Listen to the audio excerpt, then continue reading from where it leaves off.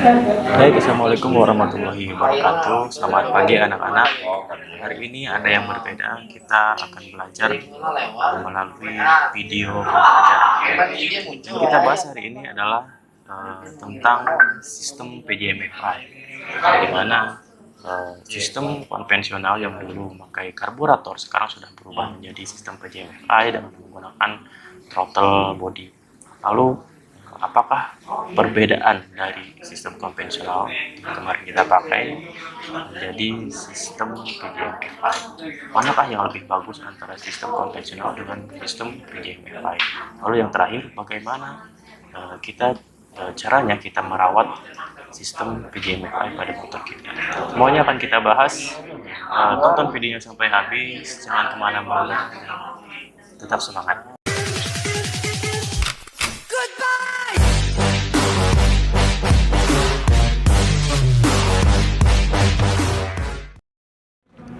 Oke, di bagian pertama kita akan membahas tentang kenapa sih harus dirubah gitu dari yang tadinya sistem konvensional menjadi sistem PJM-FI.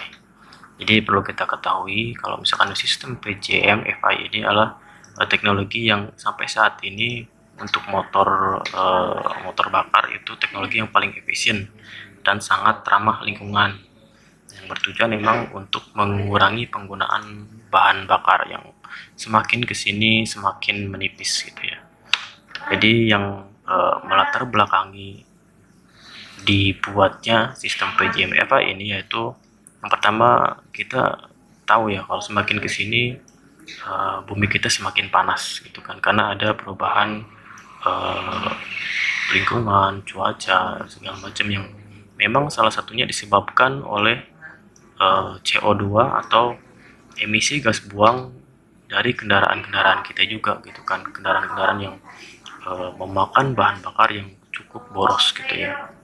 Maka dibuatlah sistem PJM-FI yang bukannya nggak bagus sistem konvensional yang kemarin dengan menggunakan karburator, cuman sistem karburator dikenal sangat boros.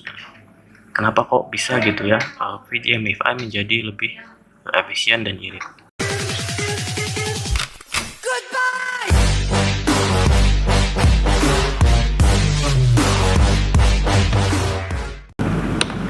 Ya. Dan di sini ada sistem dari karburator dan sistem PJM-FI. Kita lihat sistem karburator dulu ya.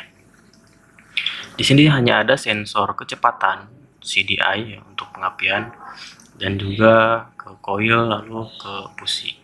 Untuk sistem bahan bakarnya dari gas ke karburator langsung ke cylinder head, gitu aja. Gitu kan, simple, sangat simple sekali. Hanya saja untuk sistem karburator ini pencampuran bahan bakarnya kurang efisien.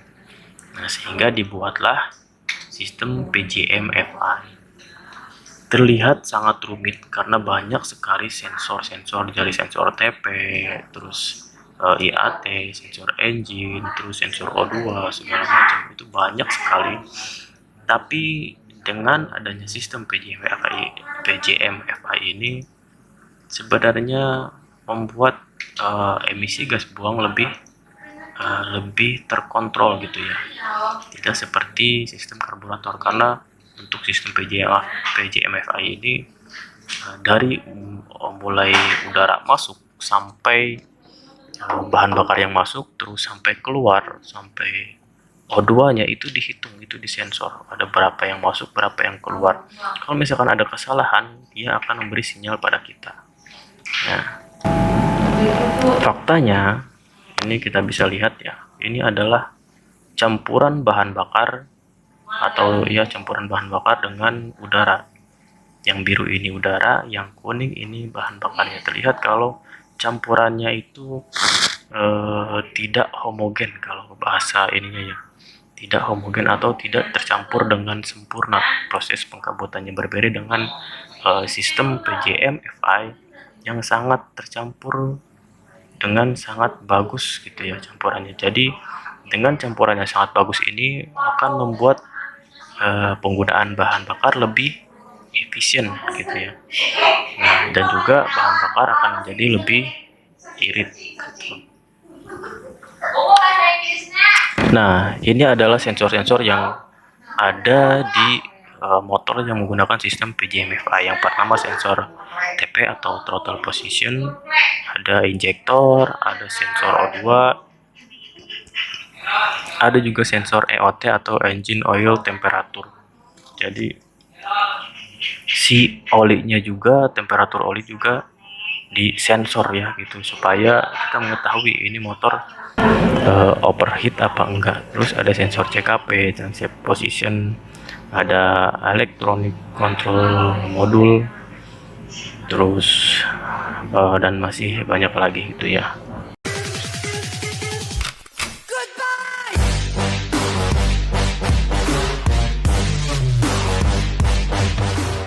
Nah, salah satu yang membedakan dari sistem konvensional dengan sistem PJM-FI yaitu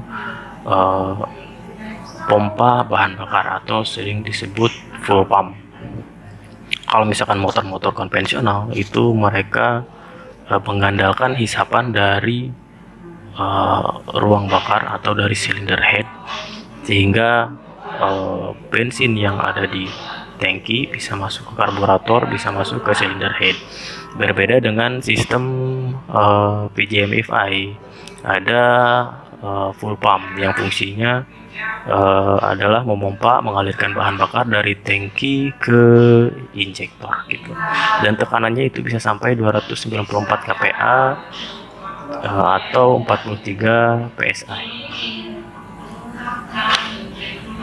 Nah, gimana cara perawatannya gitu ya? Kalau misalkan kita punya motor injection, tentu saja harus dirawat gitu ya. Untuk perawatan full pump sendiri, kita hanya memerlukan full pump pressure gauge yang berfungsi untuk mengukur tentunya, untuk mengukur tekanan pompa bahan bakar. Kalau misalkan memang tekanannya di bawah standar yang ditentukan, bisa disarankan untuk membersihkan full pump atau diganti. Terus ada prosedurnya di sini, kita bisa hafalkan.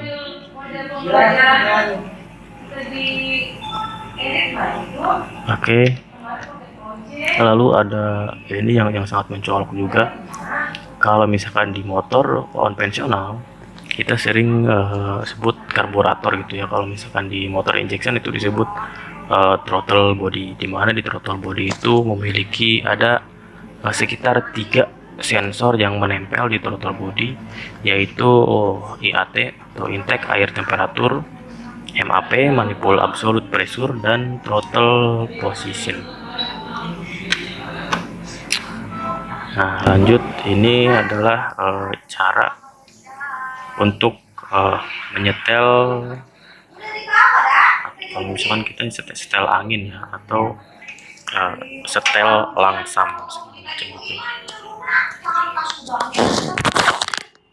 Kita cukup baca aja.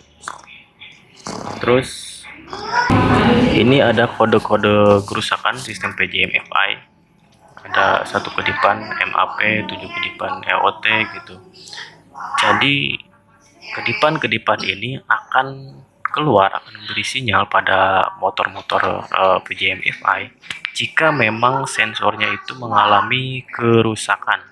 Kalau mengalami kerusakan, maka si mil yang ada di instrumen atau di speedometer kita akan mengeluarkan kedipan. Kedipannya bisa 1, 7, 8, 9, 12. Ya, itu harus hafalkan